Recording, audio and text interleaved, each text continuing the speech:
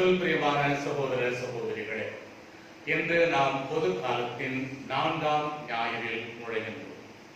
உண்மையான அதிகாரம் என்பது எதற்காக?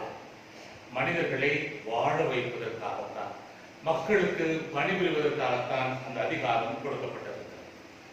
ஒரு மனிதன் நல்லவனா கெட்டவனா, படித்தவனா படிக்காதவனா, ஏழையா பணக்காரனா, நல்ல காரியங்கள் செய்து மக்கள் மத்தியில் இடம் பெற்றவனா, அல்லது ஏதாவது பொருட்களை கொடுத்து மக்களை பயமுறுத்தி அச்சத்தினால் ஓட்டு வாங்குகிறவனா, எப்படிப்பட்டவனாக இருந்தாலும் அவன் அவராக மாறுவது எப்போது என்றால் ஒரு தேர்தலில் வெற்றி பெறுகின்ற பொழுது. அதிலும் தேர்தலில் வெற்றி பெற்ற பிறகு ஒரு பதவிக்கு வருகின்ற பொழுது, அது முதலமைச்சர் பதவியாக இருக்கலாம், பிரதம அமைச்சர் பதவியாக இருக்கலாம், அந்த பொறுப்பிலே வந்து வார்த்தைப்பாடை கொடுத்து விட்டு கையெழுத்து போட்டு விட்டால் அதிகாரம் என்பது தானாகவே ஒரு மனிதரிடம் வந்து விடுவதை நாம் பார்க்கிறோம். இருவருக்கிடையே பிரச்சனைகள் வருகின்ற பொழுது யாராவது ஒருவர் தீர்த்து வைக்க போகிறார் என்று சொன்னால் அவரை பார்த்து கேட்பார்கள், உனக்கு இந்த அதிகாரத்தை கொடுத்தது யார்? எங்கள் மத்தியிலே நாட்டாண்மை பண்ண வந்திருக்கிறாயே, உனக்கு அந்த அதிகாரம் இருக்கிறதா என்று கேட்பதை நாம் பார்த்திருக்கிறோம். ஆம் பிரியமான சகோதரனே சகோதரியே, இந்த அதிகாரத்தினால் தான், அதிகாரம் இருந்தால் எதனையும் செய்யலாம் என்ற எண்ணம் மக்கள் மத்தியிலே அதிகமாக இருப்பதை நாம் வாழுகின்ற காலத்திலே பார்த்துக் கொண்டிருக்கிறோம். இந்த உலகத்தில் எந்த மூலையில் வாழ்ந்தாலும் அந்த அதிகாரத்தை பிடிப்பதற்காக ஒரு மனிதன் செய்கின்ற செயல்களையும் நாம் பார்த்துக் கொண்டுதான் இருக்கிறோம். இந்த அதிகாரம் இருந்தால் தான் 4 பேர் என்னை மதிப்பார்கள். இந்த அதிகாரம் இல்லை என்றால் என்னை ஒரு செத்து போன நாய்க்கு சமமாக கருதுவார்கள் என்று மக்கள் சொல்வதை நாம் கேள்விப்பட்டிருக்கிறோம். அதிகாரம் இருந்தால் ஒரு மனிதனுக்கு மதிப்பு மரியாதை வருகிறது. அது அன்பினால் வருகிறதா, பயத்தினால் வருகிறதா என்பது இரண்டாவது பட்சம். ஆனால் யாரிடம் அதிகாரம் இருக்கிறதோ அங்கே மரியாதை தானாக வருவதை நாம் பார்க்கிறோம்.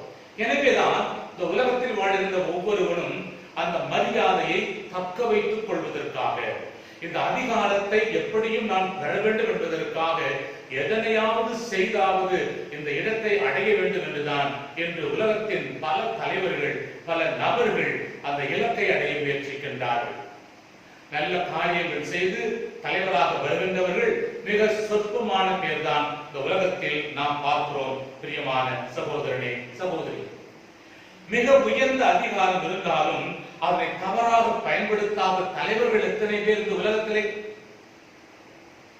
விரல் விட்டு எண்ணக்கூடிய அளவுக்குத்தான் அதிகாரத்தை தவறாக பயன்படுத்தாமல் நேர்மையாக பயன்படுத்தி ஆண்டவர்கள் அல்லது ஆளுகின்றவர்கள் என்று சொல்லிவிடலாம்.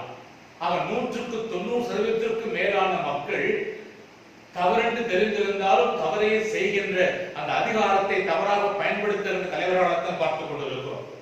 குறிப்பாக முன்னாள் தமிழகத்துடைய முதலமைச்சர் காமராஜரை மிகச்சிறந்த உதாரணமாக பலர் சொல்லுவதை நான் கேள்விப்பட்டிருக்கிறேன். அவருடைய வாழ்க்கை வரலாறை படிக்கின்ற பொழுது அவருடைய வாழ்க்கையில் முதலமைச்சராக பதவியேற்ற பிறகு ஒரு நாள் அவர் வாழ்ந்த ஊரில் அவர் தாயார் ஒரு சிறிய குடிசை வீட்டிலே வாழ்ந்து கொண்டிருக்கிறாராம்.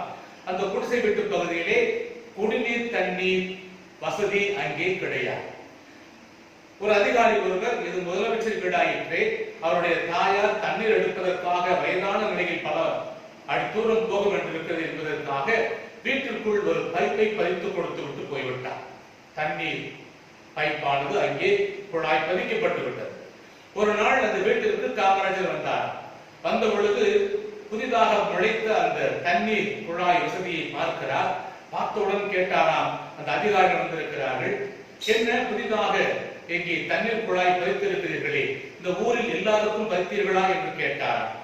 அப்பொழுது அவர் சொன்னாராம், இல்லை ஐயா, தாய்க்கு மட்டும்தான் பதித்து கொடுத்திருக்கிறோம் என்று சொன்னார். முதலமைச்சர் அம்மா என்றால் பதித்து கொடுப்பீர்களா? மற்ற மக்கள் எல்லாம் என்ன செய்தார்கள்? எனவே முதலமைச்சர் தாயார் என்ற தகுதியை பயன்படுத்தி என் தாயாருக்கு இந்த சலுகை வழங்க வேண்டாம், உடனடியாக இந்த தண்ணீர் குழாயை அகற்றி விடுங்கள், எல்லோருக்கும் வருகின்ற பொழுது என் தாயாருக்கும் கொடுங்கள் என்று சொன்னார். என்ன ஒரு நேர்மையான ஒரு மனிதர் என்பதை இந்த ஒரு சிறு உதாரணம் மூலமாக நாம் அறியலாம். பிரியமான சகோதரனே சகோதரி, இந்த ஒரு சிறிய பதவி கிடைத்தாலும் போதும், வார்டு உறுப்பினராக இருக்கின்றவர் கூட தன்னுடைய பதவி காலத்தில் எவ்வளவு அதிகாரம் செலுத்தி மக்களை ஆட்டி படைத்து வாழுகின்றார்கள், எவ்வளவு கொள்ளையடிக்கின்றார்கள் என்பதை நாம் பார்த்து கொண்டுதான் இருக்கிறோம். ஆனால் வெளியில் சொல்ல முடியவில்லை. சொன்னால் ஏதாவது செய்து விடுவார்களோ என்ற பயத்தோடு தான் வாழ்ந்து கொண்டிருக்கிறோம். ஒரு சாதாரண வார்டு உறுப்பினருக்கு கூட மக்கள் பயந்து வாழக்கூடிய ஒரு நிலையில் தான் என்று வாழ்ந்து கொண்டிருக்கிறோம். இந்த உலகத்தில் வாழ்கின்ற அல்லது நாட்டில் உள்ள ஒரு தலைவரை நாம் நேர்மையாக பார்க்க முடிகிறதா? பார்க்க முடியவில்லையே. முதலமைச்சரை பார்ப்பதற்கு பயம், அமைச்சர்களை பார்ப்பதற்கு பயம், மாவட்ட ஆட்சியர் அருகில் போகக்கூட பயம், போலீஸ் துறை அதிகாரிகளை பார்ப்பதற்கு பயம், போலீஸை பார்ப்பதற்கும் பயம், நீதிபதியின் அருகில் கூட போக முடியாது, அவரை பற்றி எதுவும் பேச முடியாது, யாரை பற்றியும் பேச முடியாது. இப்படியாக அதிகாரத்தில் உள்ளவர்களை பார்த்து மக்கள் பயந்துதான் வாழுகிறார்களே ஒழிய துணிவோடு அவர்களோடு சரிசமமாக பேசக்கூடிய பழகக்கூடிய ஒரு சூழ்நிலை என்று இல்லை. பிரியமான சகோதரனே, சகோதரி, காவல்துறை உங்கள் நண்பன் என்று போட்டிருப்பார்கள். ஆனால் காவல்துறை அருகிலே சமமாக பேச முடியுமா? காரணம், அவர்கள் கையில் அதிகாரம் இருக்கிறது. ஆக அதிகாரம் உள்ளவர் அருகில் போவதற்கும் பயந்து கொண்டுதான் இருக்கிறோம். அப்பேற்பட்ட ஒரு சமுதாயம் தான் எல்லா இடங்களிலும் பார்த்து கொண்டிருக்கிறோம். இந்த பயம் என்பது சமுதாயத்தில் வாழ்கின்ற மக்கள் மத்தியில் மட்டுமல்ல, ஏன் ஆன்மீகவாதிகளை பார்த்தால் கூட இந்த பயம் வருவதை நாம் பார்த்து கொண்டுதான் இருக்கிறோம். எதற்காக இந்த அதிகாரம் என்று பேசிக் கொண்டிருக்கிறோம்? இந்த 3 வாசகங்களும் அதிகாரத்தை பற்றி பேசுகின்றது. முதல் வாசகத்திலே பார்க்கிறோம், இஸ்ராயேல் மக்களை வழிநடத்தி வந்த மோசேயினுடைய காலம் நிறைவுக்கு வர இருக்கின்றது.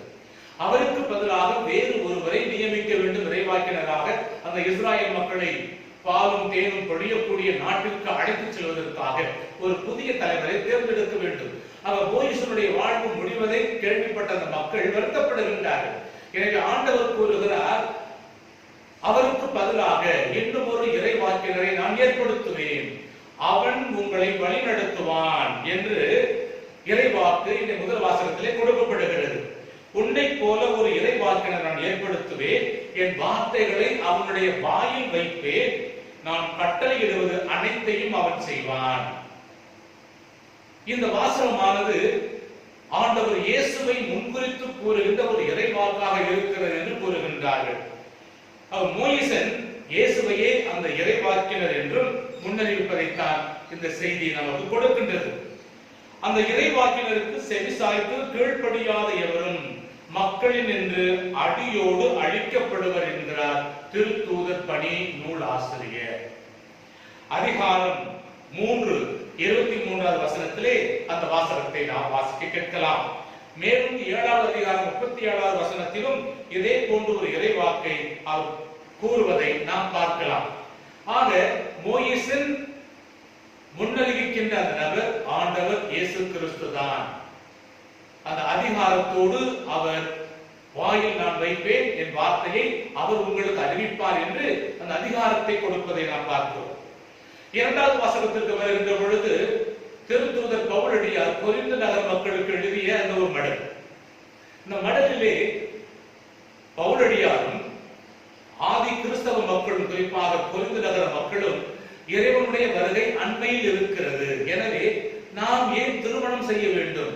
திருமணம் செய்யாமல் நாம் மகிழ்ச்சியாக காலத்தை கழித்து விடுவோம், ஆண்டவர் வருகின்ற பொழுது அவரை வரவேற்போம், அதற்குரிய காரியங்களை நாம் செய்யலாம் என்று சொல்லி திருமணத்தை பற்றிய ஒரு தவறான ஒரு எண்ணம் இருப்பதை அவர் பார்க்கிறார். எனவே பவுலடியார் கூறுகிறார், கடவுள் எனக்கு கொடுத்த அந்த அதிகாரத்தை பயன்படுத்தி அந்த போதிக்கும் அதிகாரத்தை அங்கே பயன்படுத்துவதை பார்க்கிறோம். அவர் கூறுகிறார், திருமணம் செய்வது நல்ல காரியம், திருமணம் ஒரு புனித காரியம், திருமணம் ஒரு அருட்சாதனம், இறைவனே திருமணத்தை ஆசீர்வதித்திருக்கிறார். எனவே திருமணம் செய்து கொள்ள விரும்புகின்றவர்கள் நீங்கள் திருமணம் செய்து கொண்டு நல்லதொரு வாழ்க்கை வாழுங்கள்.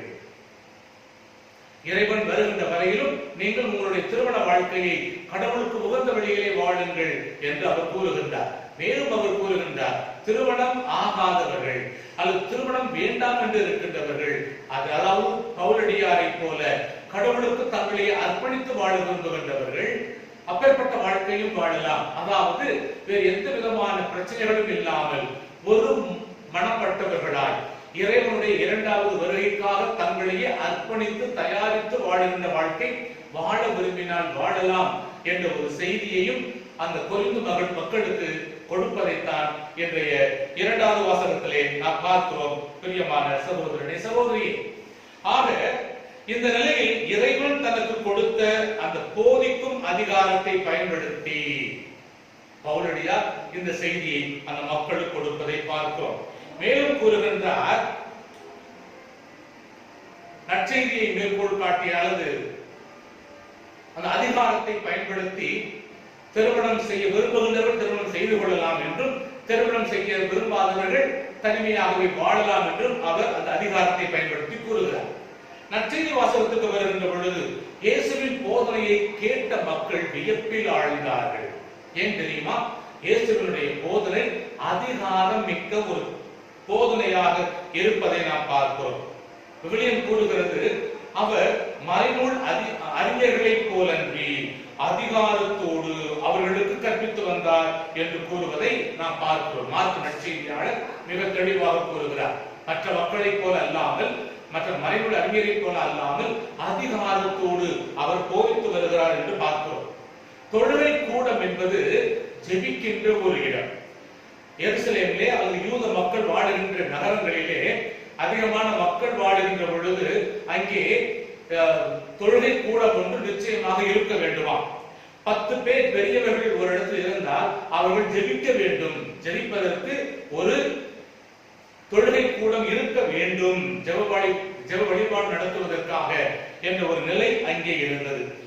இதனைத்தான் இன்றைய காலகட்டத்தில் நாம் அன்பியங்கள் என்று கூறுகிறோம், ஜோனல் என்று கூறுகிறோம், அல்லது பேசிக் கிறிஸ்டியன் கம்யூனிட்டி அல்லது small Christian community BCC SCC என்று அழைப்பதை நாம் பார்க்கிறோம்.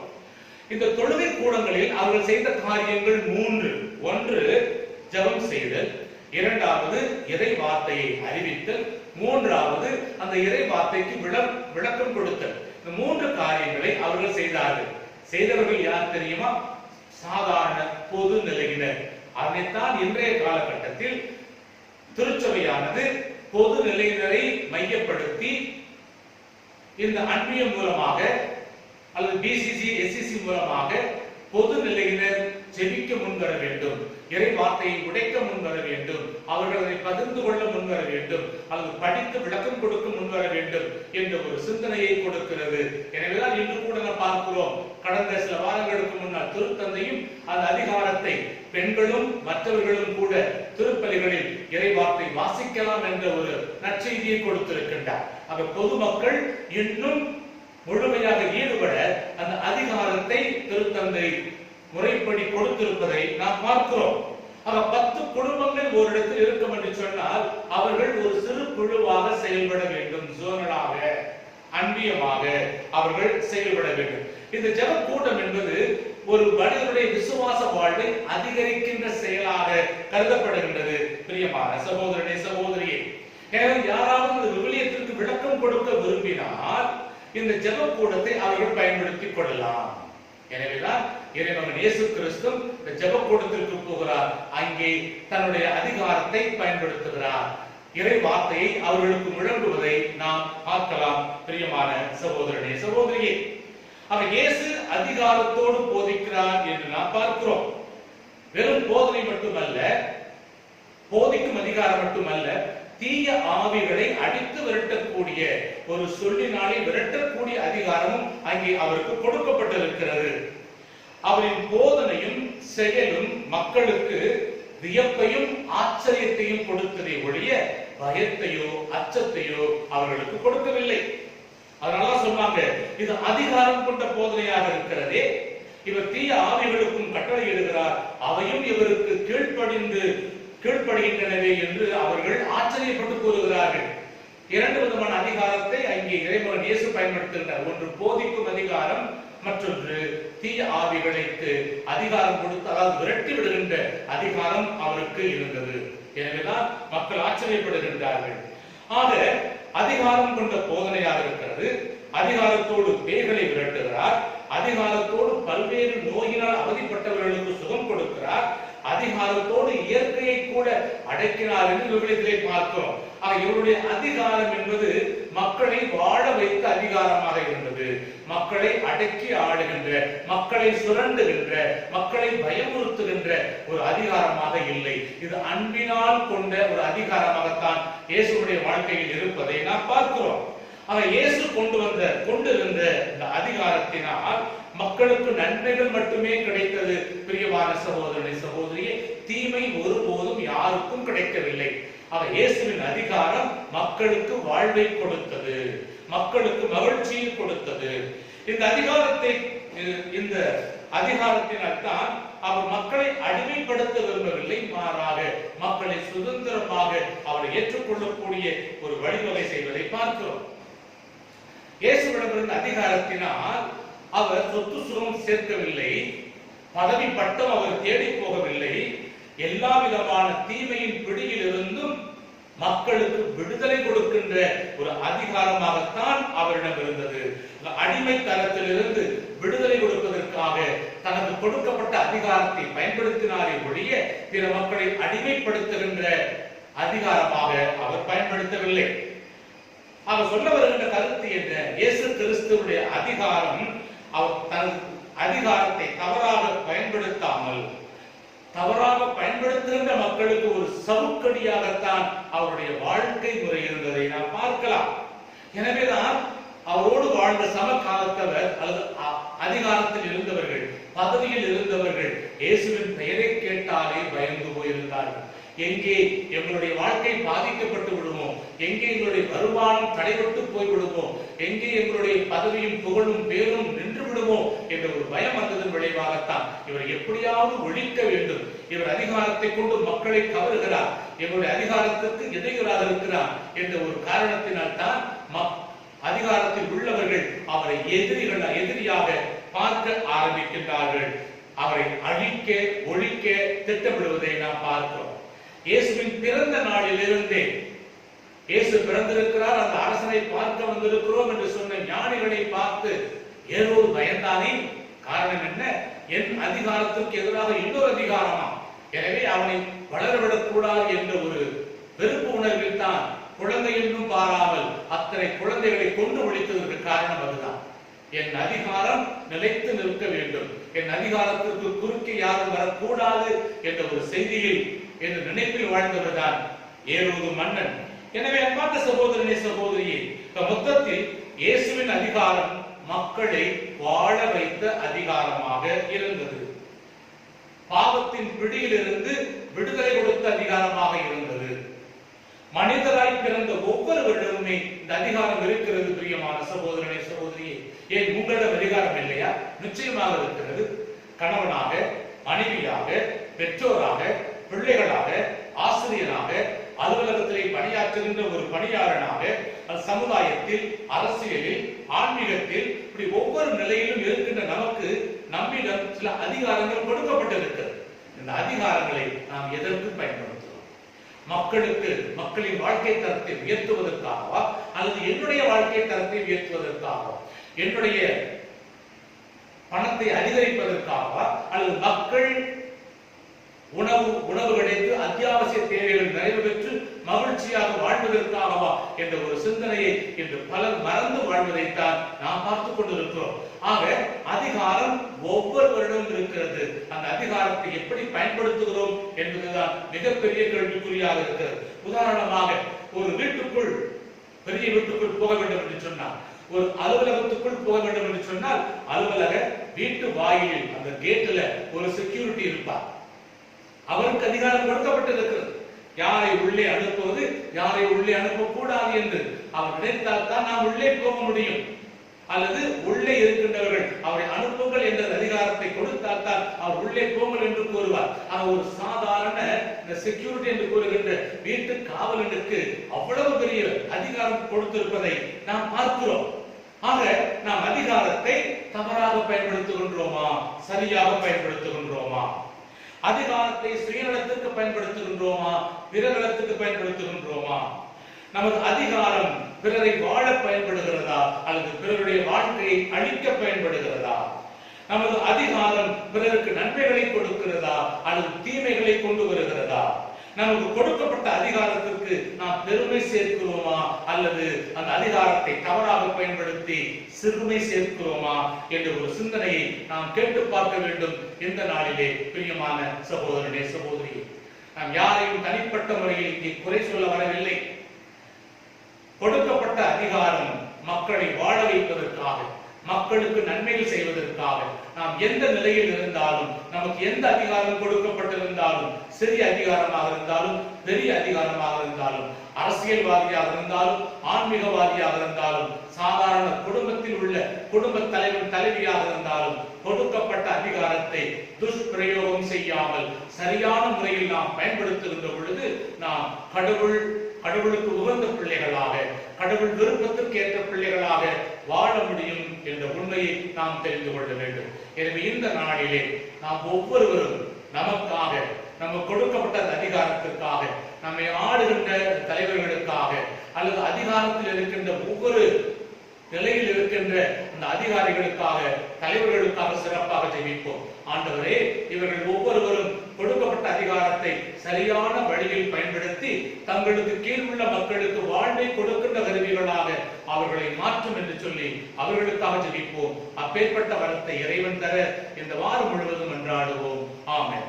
தந்தை, மகன், தூய ஆவியாரின் பெயராலே ஆமென்.